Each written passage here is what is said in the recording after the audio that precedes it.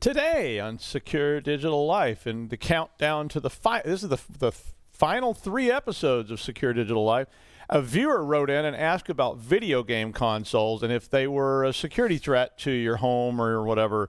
And I thought that was a really interesting question. And so Russ and I are going to look into video game consoles today on Secure Digital Life.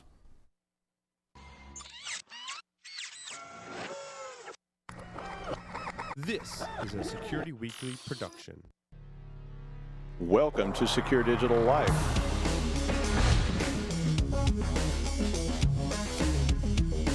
.1, 99.2, 99.3, he's making the gangland symbol for 100, which is also a really nasty word in American Sign Language.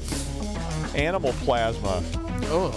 Yummy. Boy, I bet that's a fun place to work. He'll be on head cleaning duty or something like that. Headcleaningduty.com. You have to wipe the drool off his frozen head once a day or something like that. Or chip it. I don't know. I heard you were watching some inappropriate content last night. Yeah. Meet you out in the quad at noon. That's right. So. Anyway.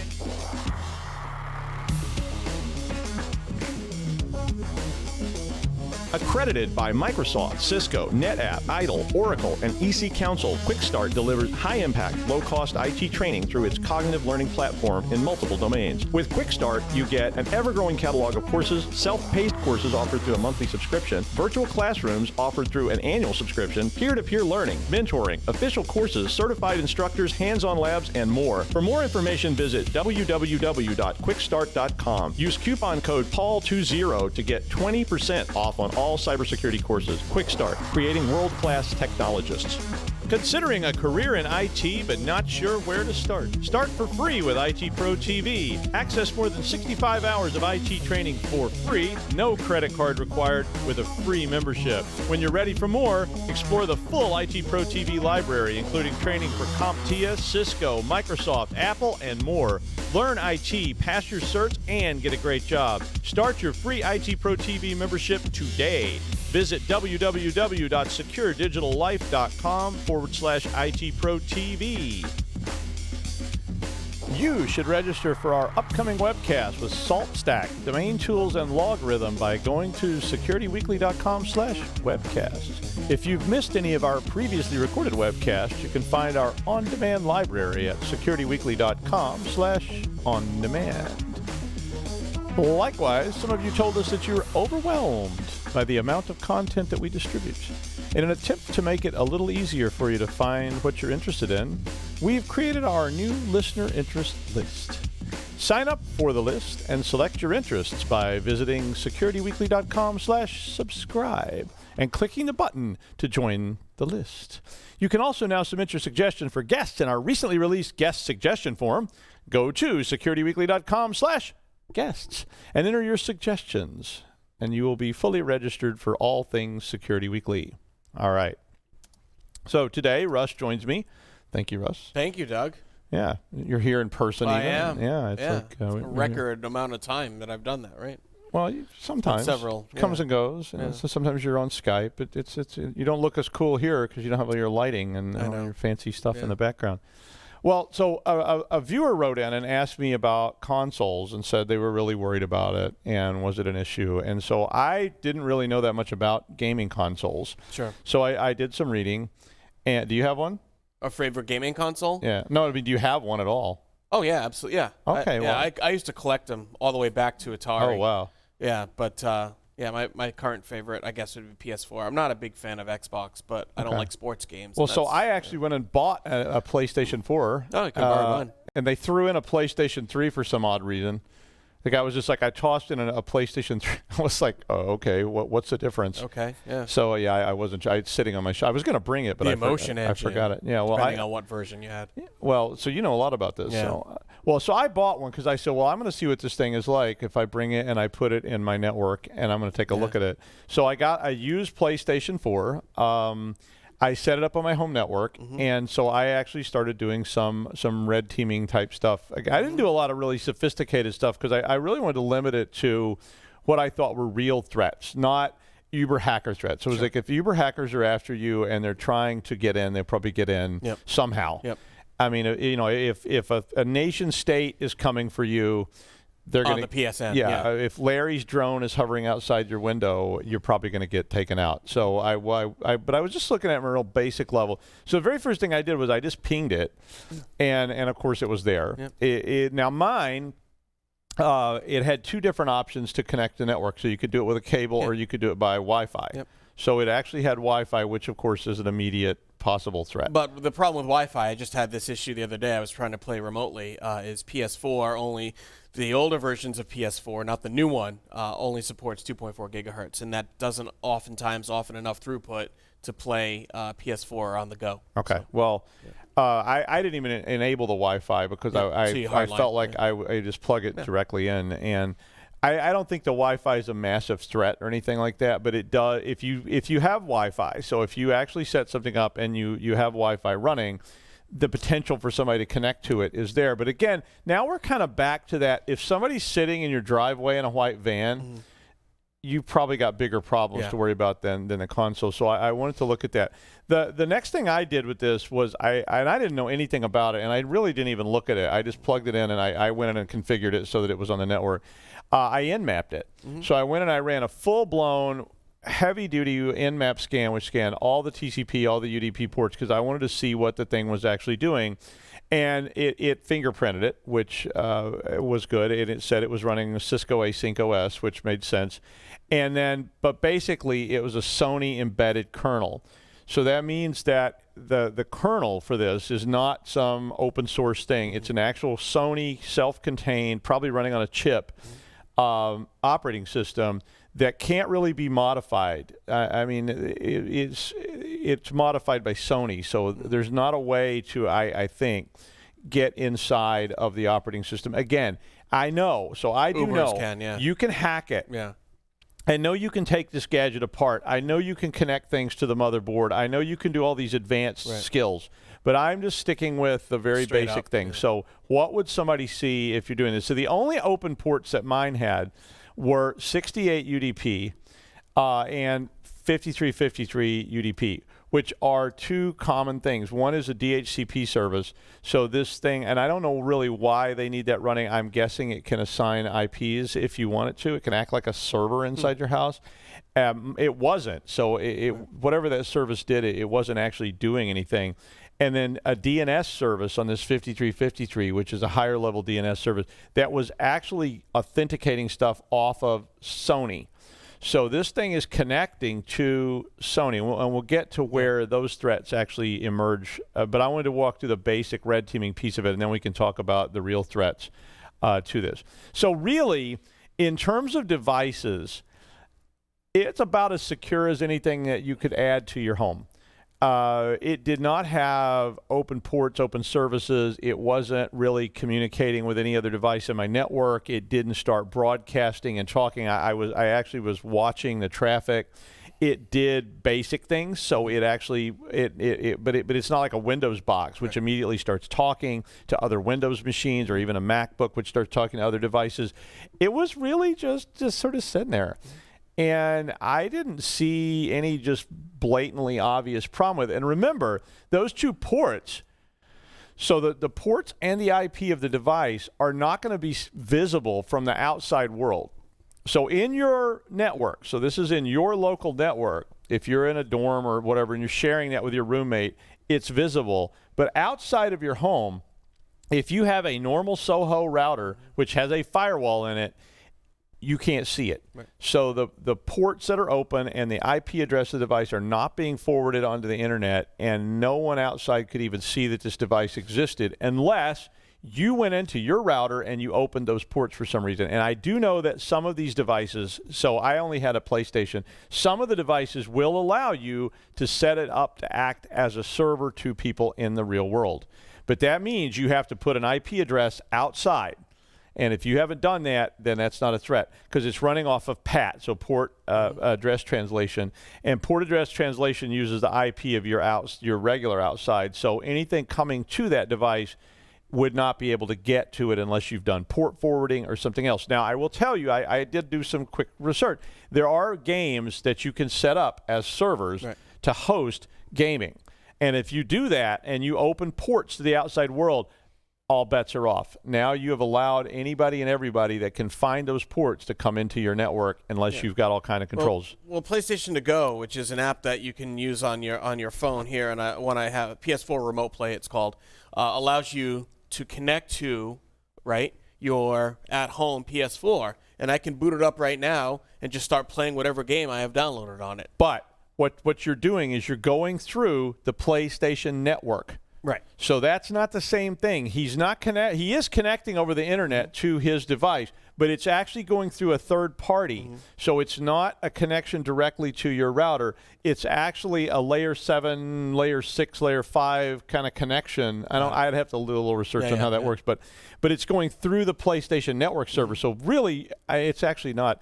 You're both connected to the PlayStation Network server. Mm-hmm. Your phone's connected and your device is connected, which is true. Yep. But neither one of those things is open to the outside world. So a third party could not necessarily connect this without doing some sophisticated type of attack, I think. Because I can't just go to my house from here, even though I know the IP address, and see that device. I did it from school, and I went and looked at my house, and there's nothing there. So unless I was getting through the PlayStation Network. So if you didn't set up something specifically, and they may have disabled all that. I was reading, it was old stuff I was reading. They may not allow it for that very reason, because if you start hosting gaming parties at your house and people start coming in, you may actually have some kind of problem. Right. It was broadcasting Bluetooth, so I used my little private eye scanner to look for signals. It did have Wi-Fi. It did have Bluetooth. Both these are being, I'm sorry. That's what the controller works on. Your controller, yeah. If you have a wireless controller for it, that's exactly what was going on. I guess there might be some sophisticated way you could attack the controllers and make them fail. They don't really do anything other than control a game, so it wouldn't do you much good. And you'd have to be really, really close, because I took one of the controllers. 25 feet, I think. It's like 10 meters is sort of the Bluetooth spec. I took it and went outside, and it couldn't see it anymore. So you'd almost have to be in my office, or at least in the building where my office is, to maybe get to my controller Bluetooth signal in order to do anything with that. So you might think, well, this is going to be the shortest show we ever did. And it's like, okay, thanks. Question answered. Have a nice day. But I got curious, of course. And so as Russ has already pointed out, the first thing, I went ahead and I went into the gaming console. Poor me. What a tough job I have. I went into the gaming console, and the first thing I found out was that I needed to link it to PlayStation Network, which is called PSN. Mm-hmm. So Sony hosts this. It's servers worldwide. And my box, then I had to create an account on Sony. It was free, and I could do it pretty anonymously. So I used one of my throwaway email addresses, and I used a handle. So as far as they know, I am some guy from Delaware, that they've never heard of. But basically, I am Jay Biden from Delaware. But regardless of that, that is an online service. You create an account, and you can subscribe to it. Yeah, so you can pay money so you can rent games or whatever. Well, yeah, you could actually. There was other services too where you could like to play other people at games, like real people that were in the network. But just as a free user, I was able to go in. I could go on to bulletin boards. I could go on to all kinds of things that you might be used to seeing on every sort of site. It has a built-in web browser. So the console itself then allows for all these different services to go on, but here's the catch.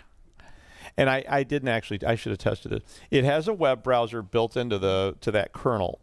It has all sorts of services built into that kernel. So there's music, store, video, all kinds of stuff. In fact, you can actually stream Netflix. You can stream Hulu. There was Vudu was on there. There was several others that I saw, some of which I didn't even know what they were. Spotify was on there, so you could stream music. And then all of this, as nearly as I could tell, was running through PlayStation Network. Mm-hmm. So that meant that your browsing was actually being proxied. Mm-hmm. So this brings up threat number one. So threat number one is that in the current world, it is legal for Sony to look at whatever you're doing.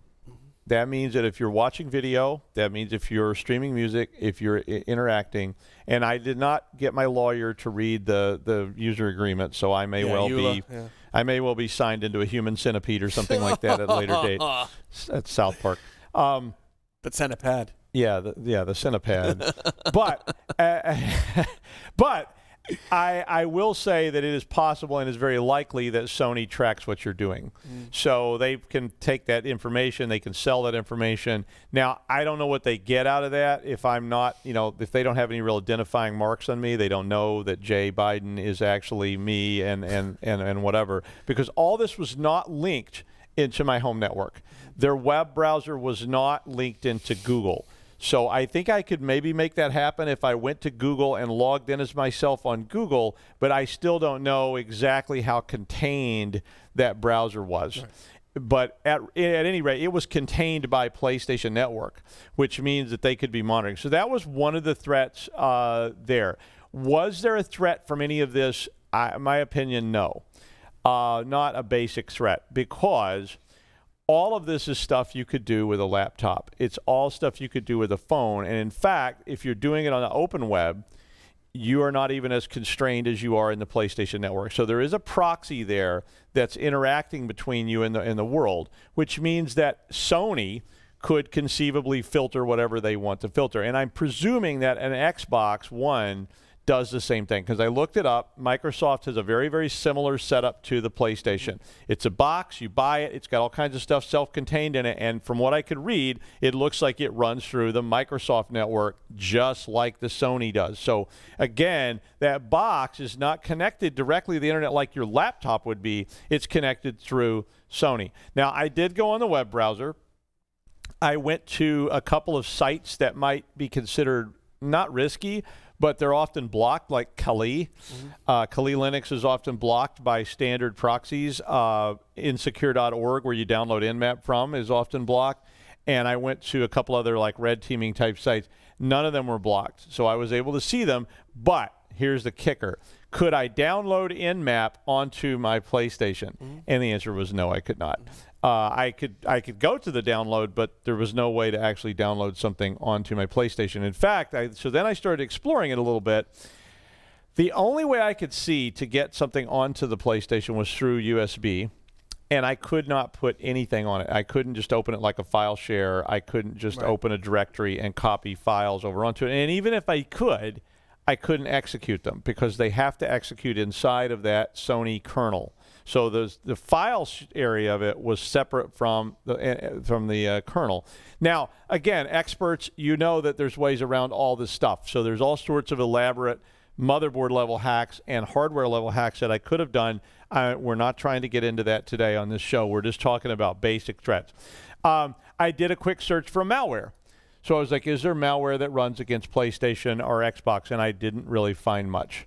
In fact, I didn't find any CVE listings. The only thing I found from PlayStation was from last fall. There was apparently a string that people were sending to these devices via the PlayStation Communications Network that caused it to brick. But even then, it didn't brick it. It just locked it up, and you rebooted it, and it was gone. So it was, and it had been repaired. So they do updates without your control. So when I plugged my PlayStation in, I bought, it immediately did a bunch of updates to the operating system to bring it forward. I don't know how long it had been since somebody had plugged it in, but I bought it used cheap, so somebody was just getting rid of the thing. So all of that, in that context, I really didn't feel like there was any real threat from it. I couldn't see anything. Is there a zero-day exploit that could be out there in the world? Possibly, but I still don't know how someone gets to it without going through Sony. So all the threats to your direct console would come from Sony itself, barring that there's something in the network. So the guy that I bought this from sent me a copy of a game that was with it, and I installed it. It was called MLB The Show 2017, so it was a baseball game.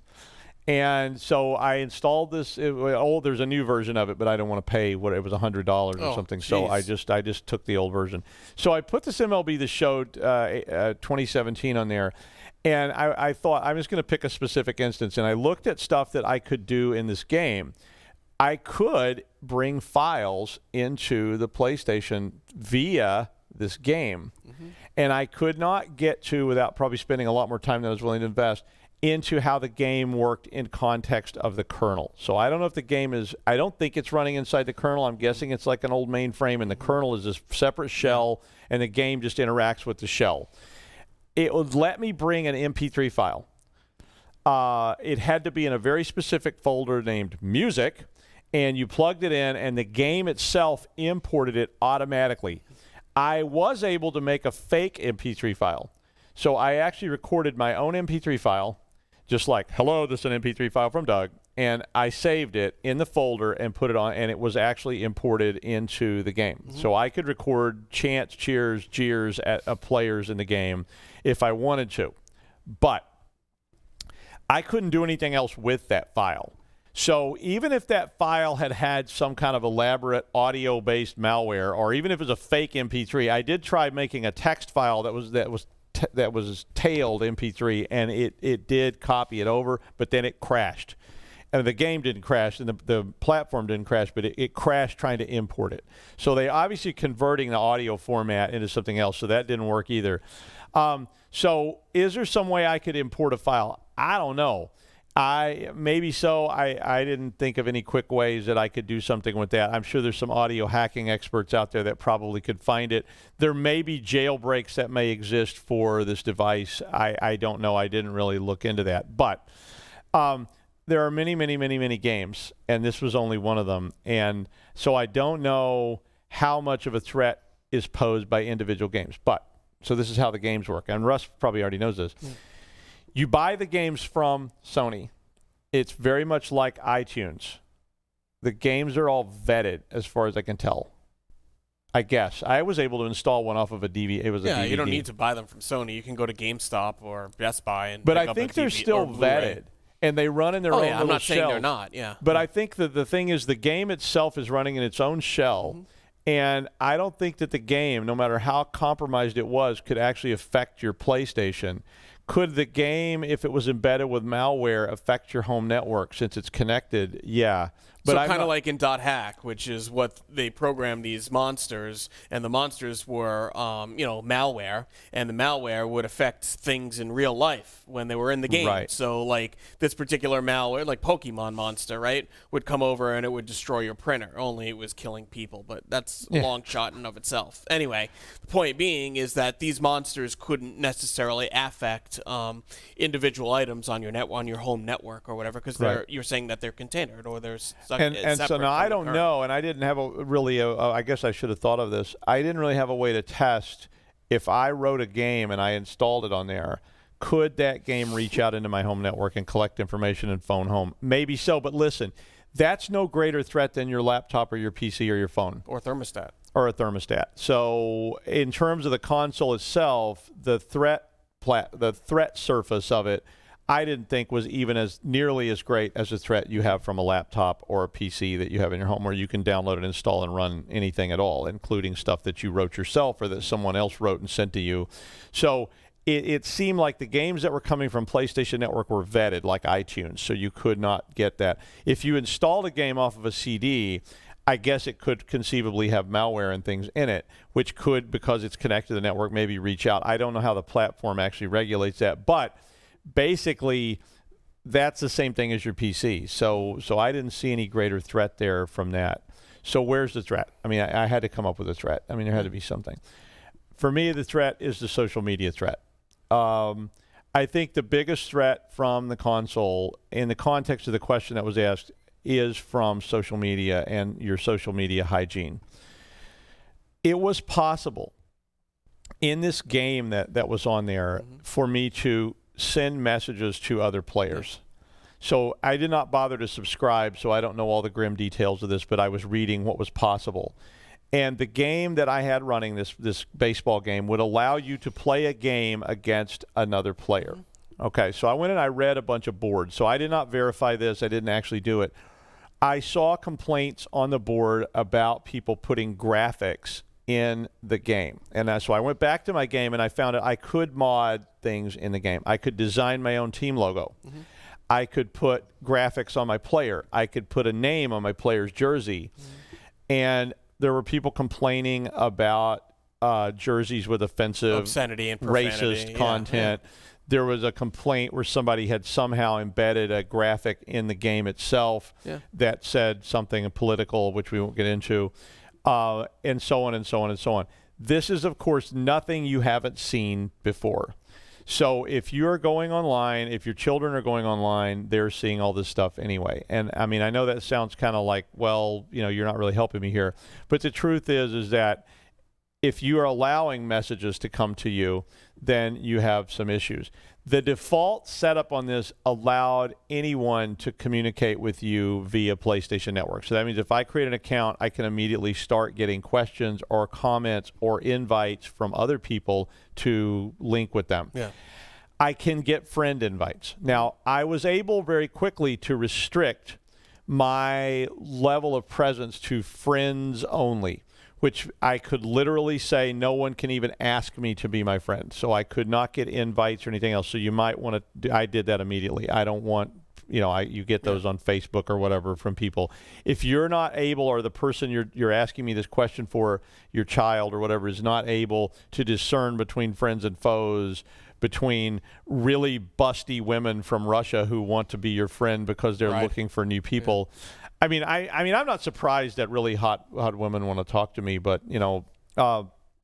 yet somehow I was suspicious. But I mean, if you have people on there that are not astute at this, be sure you set that thing down to friends only and not allow inbound communication. You want to make somebody your friend, and the way I did this with my daughter. So when my daughter was little, she wanted to play some games that had online components to them, and I was pretty nervous about it. And I pretty much always let her do what she wanted to do, but I was really concerned about this because if I was a pedophile or whatever, that's exactly where I'd be going, right? There was one called Club Penguin that she liked a lot.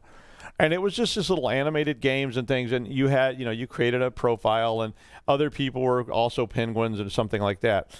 Very harmless stuff, but I was thinking, if people can get in here and they communicate with the kids, wouldn't they? And, of course, when I looked at that game, and which is what you should be doing with your small children, I went in and played this game. There was really no way for anybody to communicate. You could only communicate with other penguins by pre-selected words. Yeah. So you could build little sentences, but I couldn't find any words that would let you ask a question. You couldn't really ask a question or anything like that. And there was no way to input like my address or anything like that. Are there some very vague threats there? Maybe, but I could not find them. So I went in and I looked at that. Another one we looked at a lot was Roller Coaster Tycoon, which had some interactive components to it as well. And she liked to play that, but she only played it when I was with her because you could interact with other people and you could send them live messages on there. And I did not like the idea that one of these clowns that was on there might be sending her provocative stuff, or even worse, trying to get her to send, information about her school or something. I will tell you, I've seen on those games people putting up school logos. Mm-hmm. Don't do that. Don't give up anything about yourself on these sites. No, they know where you are. Exactly. Well, they can find out where you go to school. They know where you are. They maybe know your name. If they know your name is Maria and you go to this high school or this grammar school, guess what? They may actually come looking for you. That's pretty scary. Yeah? That's wicked creepy. Yeah. But also it's I come from the era of MORPGs, right? MMORPGs, massively multiplayer online role-playing games, EverQuest, World of Warcraft. I've played a lot of them, and I would say, to your point, it's no more or less safe than when you're in Azeroth or whatever, walking around and someone shouts out truck thump or whatever, or some other obscenity, that's whatever. And so you had all these players running around spouting off political stuff, political things, or sometimes sexual, or sometimes just obscene for the sake of being obscene. And you could block certain things. Like there was some sort of filter, they called it a chat filter, that you could build in for kids if parents were getting all pissed off in World of Warcraft because the kids would go and say, hey, what does FU whatever mean, and blah, blah, blah. So, like, where'd you hear that? And then, Where the F did you hear that? They built in the filter in the chat. So, but it's no more or less safe than that. Well, yeah. In my opinion. I mean, my take on this was I was sort of in the front end of this era with my daughter. So my daughter, I'm not going to say how old she was because that's giving you something. Yeah. But when my daughter was little, I really thought about this a lot because she was wanting to get involved in this. Even when she was a little kid, she wanted a phone. She wanted to be on these things. And I'm very I think it's good. I think you need to learn to deal with the world around you. I think a lot of people are naive. I was doing a presentation about this at a school, and this mother of an 8th grade boy told me that her son didn't know what sex was and that he had no idea and he still slept with a teddy bear. And I was like,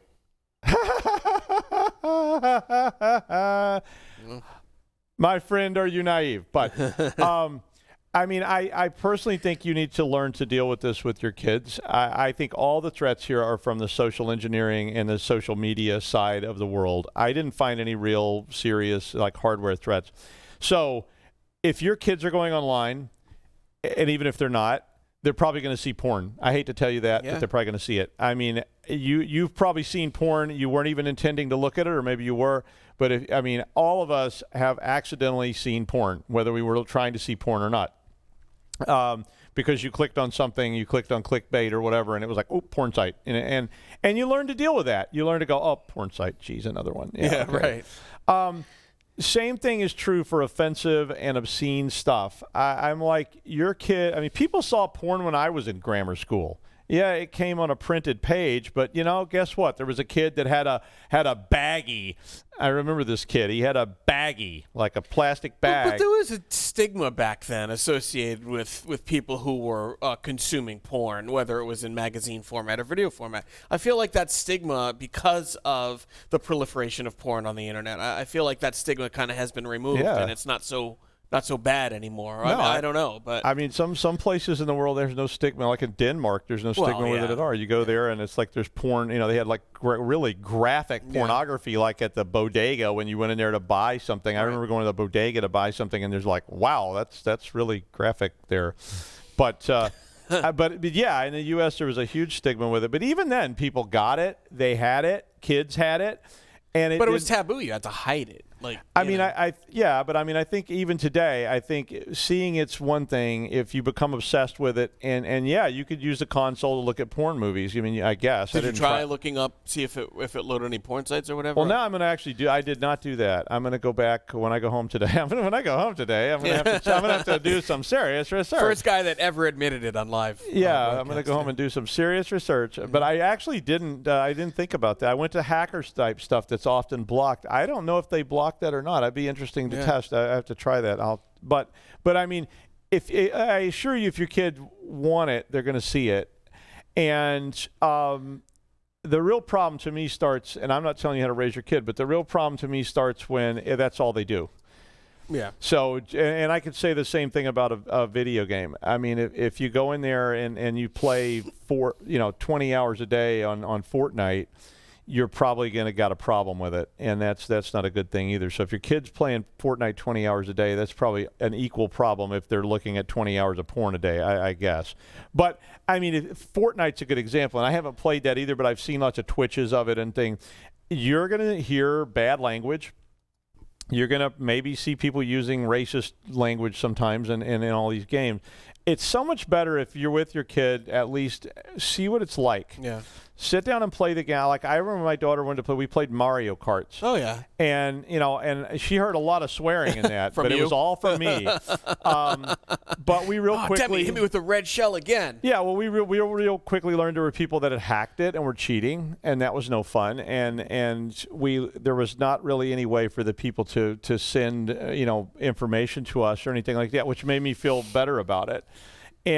But it's like really, if you can access it with a computer, you can probably access it with the console. So that means that, whatever the threat is from the laptop, computer, phone, it's probably about the same on the console or less. Yeah. I actually felt like it was at least somewhat reduced over a laptop, much like an iPhone, because the ability of somebody to embed things in that platform was really limited. Well, it's also telling that there's currently, PlayStation's been around for 25 years, something like that now, since I was in high school, and there still isn't a way or a need to download an antivirus. Right, there isn't one. I actually looked to see if there was anti-malware for it. No such thing. Yeah. My second tip on it was treat it like social media. That means that if you have a social media plan with your family, which you probably should, you should decide, are your children old enough to deal with the world at large, which someday they'll have to deal with, I hate to tell you, or are you protecting them from it? And that's fine if you are. I mean, that's your call. But you need to, whatever your plan is, I would treat this pretty much very similar to something like Facebook or any other social media environment where people can interact. And also piggybacking off that, I think it's important that the audience know that with modern updates to these game systems, whatever they are, Xbox or PlayStation, now over in Facebook on your friends feed, you can see if they're playing video games or whatever, right? Or whatever they're doing. And so I would suggest strongly not to bind your Xbox or PlayStation to your Facebook or other social media account, even though some people like to send screenshots or videos, which you can do built in by using, left or one or two and things of that nature. But, it also, you want to keep them separate. You want to keep the system separate, just so people, the less they know about you, the better off you are, the more secure you are anyway. And one of my big tips on all this is don't give away identifiers. Yeah. That means if you use the same handle on a console, on Fortnite, on a computer, on whatever, on Facebook, as you use for, say, like your bank account, if you're always going to be Big Daddy or whatever. Big Daddy 96. Yeah, Big Daddy 96. If that's your handle, people will go looking for that handle. And remember this, with any social media platform, including these gaming platforms, if you have identifiers, your pet names, pictures of your animals, your car, any of this kind of stuff, those can be used to get through your security questions. Yep. That's why we don't use our real information on security questions. And this is particularly critical for young people, because if you've got the name of your school on your Fortnite account somehow, you've got it on a jersey, you've got it wherever, and you've also got your age and your birthday, and you've got your pet's name and a picture of Mr. Squeaky, your pet, and whatever, all of a sudden people can put together those security questions and they can bomb you out of they'll go after your iPhone account. This is how almost all these hacks against celebrity iPhones occur, because so much about the celebrities is known, and they've got all this stuff up about them, and they know where they went to school, and they know what their best friend's name is, and they know what their pet's name is because they were carrying it around on the red carpet last night and said, oh, my pet's name is Mr. Oinky. Oinky. And then they go right to your security questions and log in, and they get your backup from your iPhone off of iCloud. It's very easy to do. It's a very common threat. So please try to sort of sterilize your environment when you are using any social media site. I mean, the more information you give up, the more stuff people have. The other big threat here is from talking. If people can talk to you on these games, like on Fortnite, if they say, hey, you should check out my gaming tip site, and they send you to a phishing site, or a site that asks you to answer security questions. This is a really good way to get your security question answered, because guess what you did? You used the same security questions on my fake site as you used on your bank site. And if I ask you, what's your favorite pet? What's your favorite food? What kind of car do you drive? And you go answer mine, and I'm not securing them, and I'm just looking at what you typed, and I know your handle, I go straight to your banking site, and I get it. And there's not that many banks in the world. I just got to, make a list, and I start guessing them. If I talk to you and just say, go to DougHacksYou.com, because there you're going to find the secret to Fortnite. You just create an account, and we got all the secrets there. You're going to win every single game. So this, again, this is why you need to play some of these games with your kids, because that, to me, is where the big threat comes. Russ, I don't know, do you have any other comments about threats here? I agree. I think that parents should be, maintain an active role in sort of the behaviors and the activities that their children have. I think that there should be some level of monitoring, and I think that parents should be held responsible for limiting the types of engagement and activities that they want their kids to, or don't want their kids to do on these gaming sites. Back in the day when I was playing Nintendo, we didn't have to worry about that shit because none of that was online. And, the worst thing you could do is stick your friend's dirty cartridge into your slot in Nintendo. And that is not a euphemism. And, it would just muck up some of the dirt or dust, and you just clean it with now you can muck up your entire life, and your family. Yeah, I mean, I think the social media threat is the greatest threat here, absolutely. really. I went through this thing. I didn't play a whole bunch of games. I played one, and I looked at it, and like I said, I felt like the threat from playing RimWorld live on my computer was far higher than the threat from the console, at least on the game that I looked at. You mean Skyrim, not RimWorld. That's a different game. No, there's a game called... That's what we want to know. No, there's a game called Is RimWorld. there? Yeah. Oh, I didn't know that. It's a really famous game, yeah. Okay, No, I know it is. Skyrim. Skyrim's I don't know RimWorld. MMORPG. Yeah. Yeah, it's popular in Germany. Well, whatever you say. I do not follow some of the things that you guys follow. But no, RimWorld is a real game. Okay. It's really famous. It's like you land on a planet and you have these people and they have to survive. And it's very similar to. Now I have Alzheimer's. What's the game where you build stuff? Oh, Minecraft. Minecraft. It's very similar to Minecraft with sort of a sci-fi Firefly bend to it. Got it. So yeah, it's like you have to try to survive by growing food and all this stuff, and It's like No Man's Sky. Yeah, there's a whole bunch of those. But I mean, I didn't see the threat from the baseball game anywhere near as much as the threat from these interactive MMORPGs, because somebody literally in World of Warcraft can go in there and say, "Hey guys, why don't you go to my new site on a headset?" And you can hear that, your kid can hear that, and if you go to the site, it can easily be a phishing set. So my conclusions real quickly as we run out of time. The console is not as risky as a laptop computer. That was one of my conclusions. Almost nothing could be installed in the console that was not vetted by Sony in some way. Yeah, I could install a third-party game with a disc, but I'm not sure it could really do much. You can get involved in verbal, video, and other live exchanges, just like on social media. Games varied wildly. I looked at all kinds of games, and there were games that were just for social exchange. So you could go in a chat room, you could type, you could do all kinds of stuff. You can see offensive content, just like you would on a laptop or a phone, or just walking down the street in Providence. Because believe me, my daughter saw some offensive content walking down the streets of New York. She's like, well, what's that man doing to that dog? And it's like, don't ask, honey. It's like sometimes when a man and a dog love each other very much. But, yeah, we won't go. We're already canceled. What do we care? The FCC. Hey, bring the FCC. The console, in my opinion, added very little threat to your physical environment. So I don't really think it was a big risk. I really do feel that your big threat here is from social media, from social presence, from exchange of information. So, like I say, if I go on there and I tell you, if you go to my website, you can see all the puppies we rescued today. All you got to do is click right here and you'll be on my site. You can see all these puppies. And, oh, yeah, give me this collection of information, and you should be pretty good. So that was my conclusion about the game consoles. Good. Any other thoughts? Yeah, we're out of time. We're out of time. We're Wicked way out out of time. Okay. Thank you so much for joining us on Secure Digital Life, and we'll see you next time for the wrap show. So be there.